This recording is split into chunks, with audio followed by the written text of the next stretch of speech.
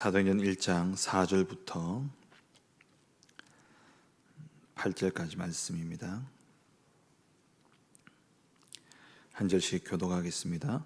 사도와 함께 모이사 그들에게 분부하여 이르시되 예루살렘을 떠나지 말고 내게서 들은 바 아버지께서 약속하신 것을 기다리라. 요한은 물로 세례를 베풀었으나 너희는 몇 날이 못되어 성령으로 세례를 받으리라 하셨느니라. 그들이 모였을 때 예수께 여쭈어 이르되 주께서 이스라엘 나라를 회복하심이 이때니까 하니 이르시되 때와 시기는 아버지께서 자기의 권한에 두셨으니 너희가 알 바 아니요 오직 성령이 너희에게 임하시면 너희가 권능을 받고 예루살렘과 온 유대와 사마리아와 땅 끝까지 이르러 내 증인이 되리라 하시니라. 아멘. 오늘 이 시간은 우리가 집중해야 할 것이라는 제목으로 함께 말씀을 나누기를 원합니다. 우리가 살아가면서 많은 문제를 당하고 어려움이 있습니다. 인생에 어려움이 없다, 문제가 없다, 그런 인생은 없죠. 탄탄대로만 가는 것이 아니라 어떨 때는 비포장도로도 갈 수 있고 참으로 또 캄캄한 터널을 지나가야 되는 그러한 삶도 있습니다. 그러한 문제들을 하나님이 모르시냐? 다 아시죠. 우리 인생에 일어나게 되어질 모든 사건과 문제, 일들을 다 아시기 때문에 하나님이 우리에게 주신 방법은 단 하나입니다. 뭐냐? 성령 충만이죠. 오늘 말씀에 이 사도들의 모습들을 통해서 우리의 모습을 볼 수 있는데, 사도들이 정말 큰 은혜를 누렸지 않습니까? 예수님을 3년 동안 따라다니면서 예수님이 행하신 많은 이적과 또 기사들을 보았고, 예수님의 가르침을 40일 동안 집중해서 받았습니다. 그런데도 불구하고 이들은 현실에 딱 돌아왔을 때에, 감람산에서 내려왔을 때에 제일 먼저 보였던 게 뭐냐니까 속국되어져 있는 이 나라가 먼저 보여진 것이죠. 자기의 문제가 먼저 보여지는 겁니다. 그래서 이들이 예수님께 묻는 질문이 뭐냐니까 이 나라는 언제 회복되어집니까? 실컷 하나님은 하나님의 나라에 대해서 집중해서 말씀하셨는데 현장에 돌아와서 딱 보이는 문제가, 현실의 문제가 먼저 보여지니까 이 문제는 언제 해결되어집니까? 우리도 그럴 수 있는 것이죠. 우리의 삶의 현장에서 실컷 강단 말씀을 통해서 은혜를 받고 말씀 들을 때는 거기에서 모든 것이 되어질 줄 알았는데 정작 현실을 딱 돌아와서 보면은 내 가정은 변한 게 없고 내 현실은 여전히 그대로고 또 내 현실의 문제는 그대로 남아있다라는 겁니다. 그래서 오늘 말씀에 예수님은 뭐라고 말씀하십니까? 거기에 집중하지 말라는 거예요. 보이는 문제, 현실의 문제, 그 상황에 집중하지 말고 아버지께서 약속하신 것을 기다리라. 하나님이 모든 것을 해결할 수 있는 모든 문제에 대한 해답을 주셨는데 그게 뭐냐? 임마누엘입니다. 내가 너와 함께 하겠다라는 거예요. 문제는 있지만 내가 누구와 함께 하고 있느냐? 내 현실의 상황과 어려움들은 그대로 있지만 내가 지금 어떤 신분을 가지고 있느냐? 하나님 내게 주신 축복이 어떤 것이냐? 거기에 집중하라는 거예요. 그 모든 것을 한마디로 묶어서 표현한다면 임마누엘이고, 그 방법이 뭐냐니까 성령 충만입니다. 하나님이 나와 함께 하신다라는 겁니다. 문제의 해결은, 때와 시기는 아버지의 손에 있습니다. 우리가 알 바 아니라 그랬어요. 하나님이 그 모든 문제를 다 해결하실 것이기 때문에 우리는 뭐에 집중하냐? 하나님이 지금 나와 함께 하시는 이 사실에 우리는 집중해야 되는 것입니다.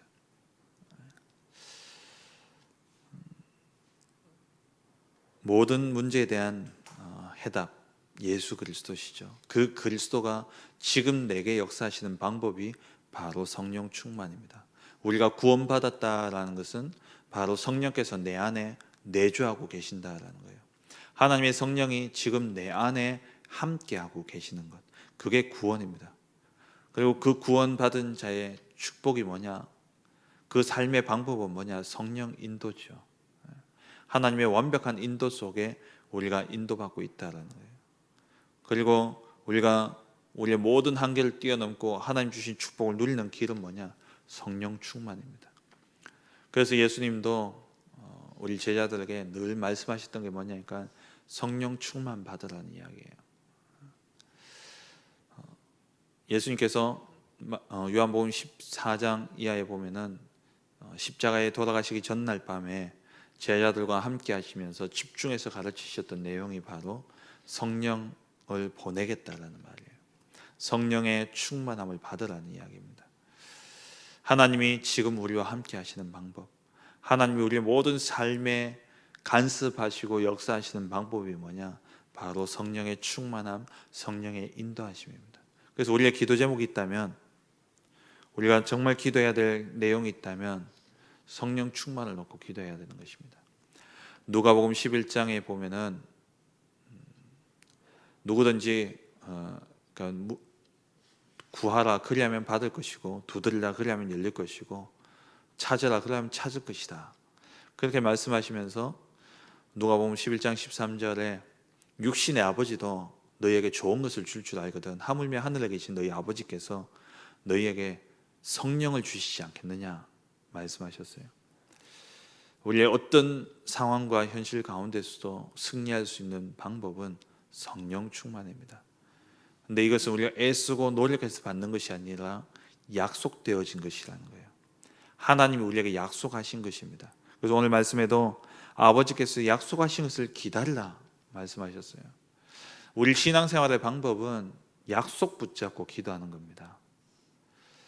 우리의 부족함을 채우는 것이 아니고 우리의 없는 것을 달라고 떼쓰는 것이 신앙생활이 아니라 이미 다 완벽하고 완전하게 약속되어지고 보장되어진 그것을 찾아 누리는 것이 신앙생활이에요. 그래서 우리는 말씀 따라가야 되는 것이죠. 우리는 말씀 붙잡고 기도해야 되는 것입니다.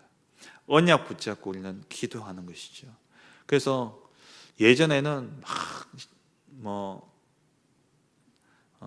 밤을 새가면서 굶어가면서 막 떼쓰면서 그렇게 기도했다면 이제는요 조용히 약속 붙잡고 그렇게 기도하면 되는 겁니다. 말씀 붙잡고 우리가 기도하는 것이고 하나님 약속되어진 말씀, 하나님은 우리한테 꼼짝도 못하는 방법이 있어요. 그게 뭐냐? 하나님 주신 약속 붙잡고 기도하면 하나님은 그 약속대로 이룰 수밖에 없는 것이죠. 솔로몬이 하나님 앞에 기도할 때에 뭐라고 기도하냐면은 내 아버지 다윗을 위하여서 내 아버지 다윗에게 행하신 약속을 내가 기억하오니 그 약속을 속히 이루어 달라고 기도해요. 그러니까 하나님이 그 말씀대로 역사하신 것이죠. 우리는 언약의 여정을 갑니다. 하나님이 우리에게 주신 언약을 붙잡고 그 언약을 따라가는 것이죠. 그렇다면 우리에게 주신 언약이 뭡니까? 그 언약 붙잡고 기도하면 하나님 응답하시는 거예요. 근데 그 언약 중에 언약이 뭐냐니까 성령 충만을 우리에게 약속하신 것입니다. 우리를 고아와 같이 버려두지 않겠다 말씀하셨죠. 그러면서 말씀하신 내용이 뭐냐니까 성령에 대한 내용이에요.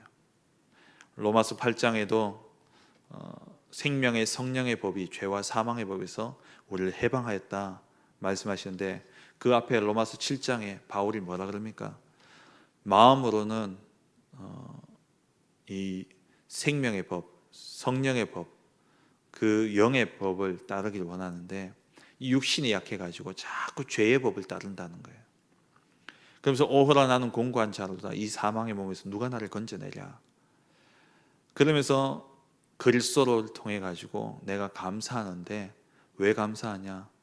생명의 성령의 법이 사망의 법에서 죄와 사망의 법에서 나를 건져냈기 때문에. 그러니까 모든 이 죄의 법을 따르고자 하는 이 육신의 나약함을 이길 수 있는 방법을 내게 주셨는데 그게 뭐냐? 생명의 성령의 법이라는 거예요. 성령의 충만함.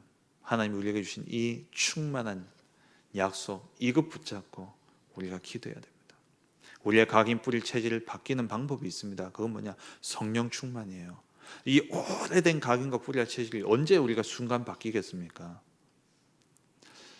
습관이 바뀌는 데 있어서 그 습관의 힘이라는 책을 보면요, 우리의 습관이 바뀌는데 걸리는 기간이 짧으면 21일이래요. 3주. 길게는 50일, 60일 걸린답니다. 집중해서 해야지 바뀌어지는 거예요. 근데 사람이 순간 바뀌어지는 길이 있어요. 그게 뭐냐? 성령 충만입니다. 베드로가 순간 바뀌어졌지 않습니까? 예수님을 부인하고 예수님을 도망갔던 그 베드로가 순간 바뀌어져서 오직 그리스도밖에 없다라고 담대하게 이야기했던 그 변화의 중심이 뭐냐? 사도행전 2장의 성령의 충만함입니다. 우리가 말씀을 붙잡고 하나님이 약속하신 그 성령의 충만함을 붙잡고 우리가 기도하게 될 때에 하나님이 그 약속대로 우리에게 충만한 은혜를 주시는데, 그게 곧 우리의 모든 현실과 상황과 문제를 뛰어넘는 유일한 해답이 되어지는 것이죠. 그래서 예수님 오늘 말씀하신 것처럼 다른 거는 너희가 구할 게 아니다, 너희가 알 게 아니다. 그건 아버지의 권한에 있는 것이고 그 모든 것을 뛰어넘을 수 있는 성령 충만을 놓고 기도해라 말씀하고 있는 것이죠. 그럼 우리가 성령 충만을 받게 될 때에 우리에게 주어지는 것이 뭡니까? 우리에게 근원적인 힘이 임하게 되어지는 겁니다. 5가지 힘, 영적인 힘, 또 체력, 지력, 인력, 경제력, 이 모든 힘이 어디서 나오냐? 성령 충만함 속에서 오게 되어지는 거예요. 하나님과 함께하는 이 비밀 속에서 우리가 이 힘을 얻게 되어지는 것이죠. 우리는 영의 사람입니다. 그래서 먼저 있어야 될 힘이 뭐냐? 영적인 힘이에요. 우리 렘넌트들 3서밋을 놓고 기도하지 않습니까? 영적 서밋, 기능 서밋, 문화 서밋. 그 영적인 힘을 회복할 수 있는, 그러니까 기능과 문화, 세상의 그 세상을 변화시킬 수 있는 그 힘은 어디서 오느냐? 영적인 힘에서부터 온다는 거예요. 그래서 성령의 충만함을 받게 되어지면 우리가 절대 흔들리지 않는 그런 영적인 힘이 우리에게 주어지는 것이죠. 정말 사람을 살릴 수 있는 힘이 우리에게 어디서 오냐? 성령의 충만함 속에서 주어지는 겁니다. 엘리야에게 주셨던 그 갑절의 영감, 그리고 다윗에게 주셨던 하나님의 영에 충만한 그 은혜, 요셉에게 주셨던 하나님의 영에 감동되어진 그러한 영적인 힘, 그게 성령 충만으로부터 주어지죠. 그것으로부터 모든 변화가 시작되어지고 그것을 통해서 모든 현장이 살아나게 되어지는 겁니다.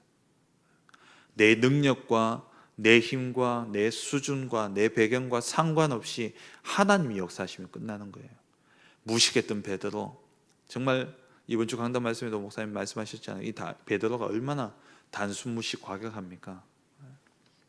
예수님을 잡으러 왔다라는 거기에요. 못 참아가지고 이 다혈질, 그 제사장 종의 칼을 뺏어가지고 그 말고의 귀를 쳐버리죠. 그 예수님이 뭐라 그럽니까? 칼로 쓴 자는 칼로 망할 것이다. 그런 성격을 가졌던, 불같은 성격과 단순하고 그랬던 이 베드로가 순간 바뀌어졌는데, 바로 성령 충만함을 받고 난 다음에 완전히 바뀌어졌죠. 그러니까 내 모든 부족함과 모자람과 그것을 다 채울 수 있는 것은 성령 충만이에요. 영적인 힘부터 얻어야 되는 겁니다. 그리고 이 성령의 충만함을 얻으면 따라오는 게 뭐냐? 지혜가 따라와요. 성령은 지혜의 영이죠.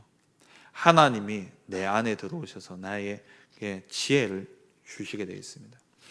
우리가 교회 안에 보면은 참 이렇게 기도하시는 권사님들 만나 보면요, 정말 이렇게 지혜로운 것들을 보게 되어져요. 야, 그분들의 학력이나 그런 배경들을 보면은 뭐 진짜 공부도 제대로 못한 그런 분인데, 야, 이분이 정말 하나님의 사람이구나. 야, 하나님이 지혜를 주시는구나 깨달아집니다. 그게 뭐냐? 지력이죠.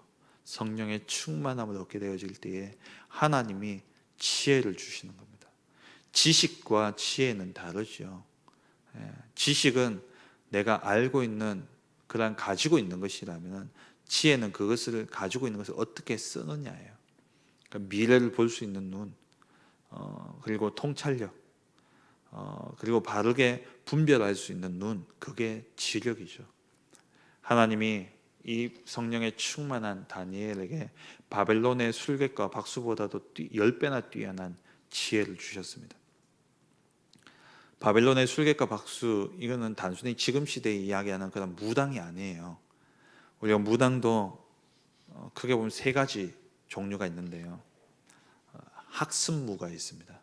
그 말은 뭐냐, 공부해가지고 역학, 사주팔자 공부해가지고 하는, 철학관 운영하는 그러한 학습무가 있고요. 그리고 또 강신무라 해가지고 진짜 귀신을 받는 그러한 무당이 있고요.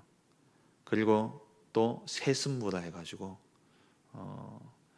가정에 이렇게 대대로 무당 집안, 그런 무당은 세습받는 그런 무당이 있는데, 이 바벨론의 수들객과 박수들은 뭐냐니까 학습을, 그러니까 통계학자예요.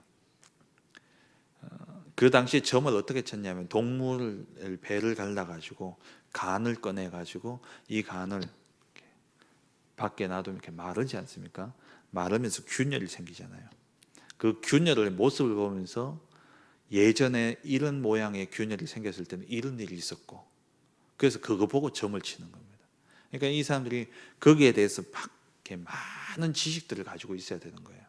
왜냐하면 그 전에 있었던 그런 것들 다 찾아내야 되기 때문에 똑똑한 사람들이 모인 겁니다. 그래서 그 느부갓네살 왕이 꿈꾸고 그 꿈을 해몽 못하니까 이 지혜자들을 다 죽여라 했을 때, 그 지혜자들이 바벨론의 술객과 박수예요.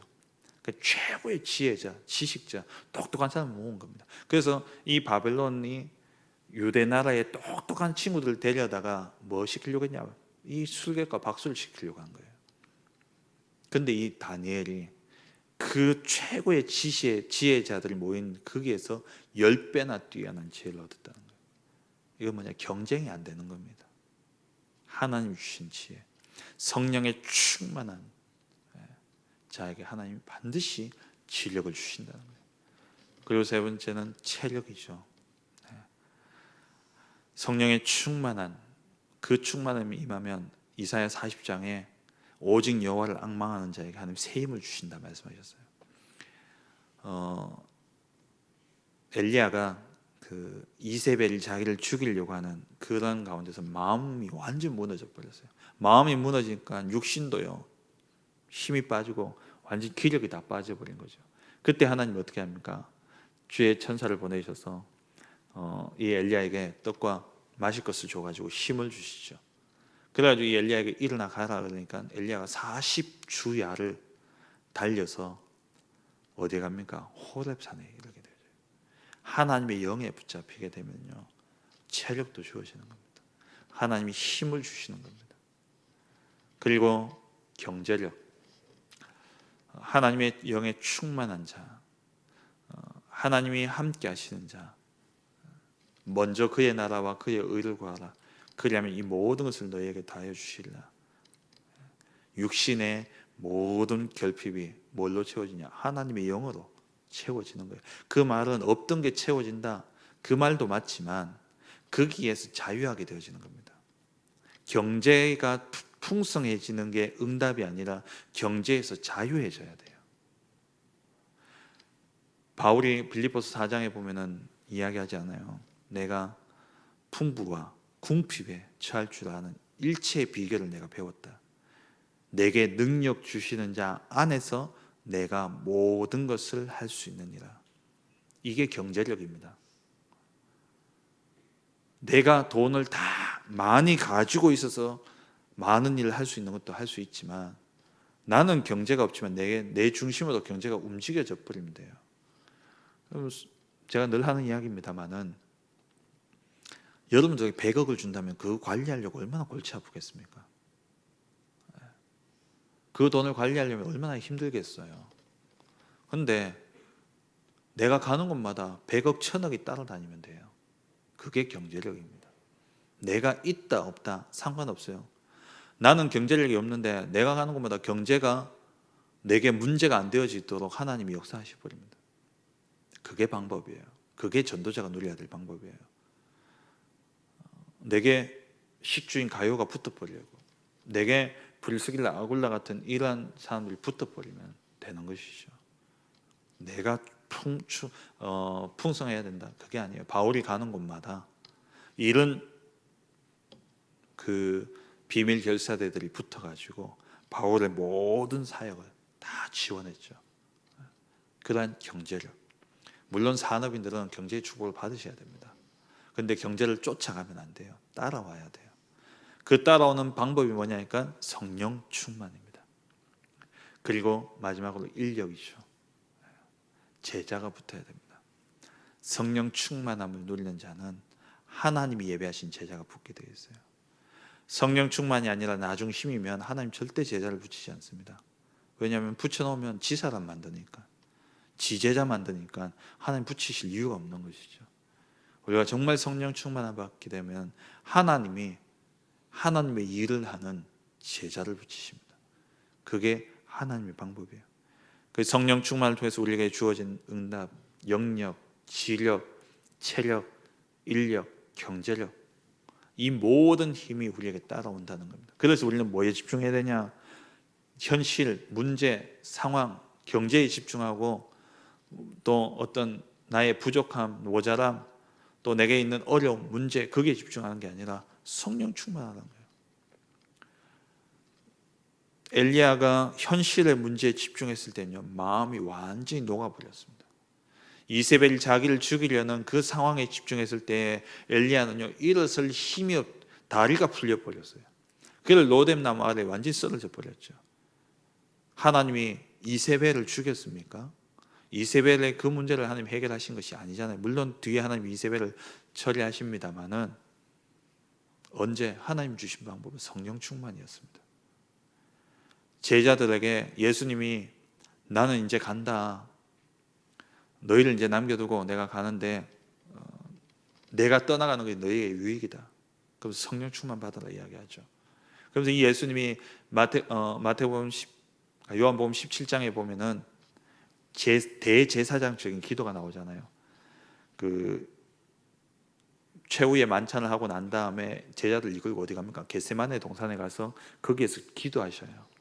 그때 기도하시는 예수님의 기도의 내용이 뭡니까? 나는 가오니 저들을 이제 남겨두는데 저들을 하나님 살펴달라고, 저들을 지켜달라고, 저 부족하고 연약하고 저 모자란 저것들을 하나님 지켜달라고 기도하는데 그 기도가 뭡니까?